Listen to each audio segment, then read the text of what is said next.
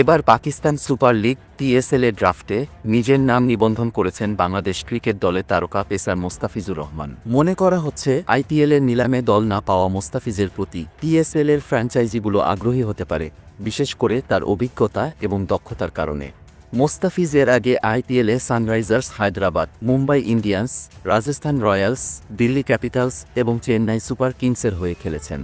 সর্বশেষ মৌসুমে চেন্নাই সুপার কিংসের হয়ে বল হাতে দারুণ পারফর্ম করেন তিনি, কিন্তু এবারের আইপিএল নিলামে কোনো ফ্র্যাঞ্চাইজি তাকে দলে টানেনি। পাকিস্তান সুপার লিগের আসন্ন মৌসুমটি আইপিএলের সময়সূচির সঙ্গে মিল রেখে আয়োজন করা হবে, ফলে আইপিএলে দল না পাওয়া ক্রিকেটারদের জন্য এটি একটি বড় সুযোগ। মোস্তাফিজের মতো অভিজ্ঞ এবং কার্যকরী বোলারের প্রতি পিএসএলের দলগুলোর আগ্রহ থাকবে বলে মনে করছেন ক্রিকেট বিশ্লেষকরা। বাংলাদেশ ক্রিকেট বোর্ড থেকে পিএসএলে খেলার জন্য এনওসি পেলে মোস্তাফিজের অংশগ্রহণ নিশ্চিত হতে পারে। বিশেষ করে চ্যাম্পিয়ন্স ট্রফিতে ভালো পারফর্ম করলে তার প্রতি ফ্র্যাঞ্চাইজিদের আগ্রহ আরও বাড়বে। চ্যাম্পিয়ন্স ট্রফি 2025 সালের ফেব্রুয়ারি-মার্চে পাকিস্তানে অনুষ্ঠিত হবে এবং এরপর পিএসএল মাঠে গড়াবে।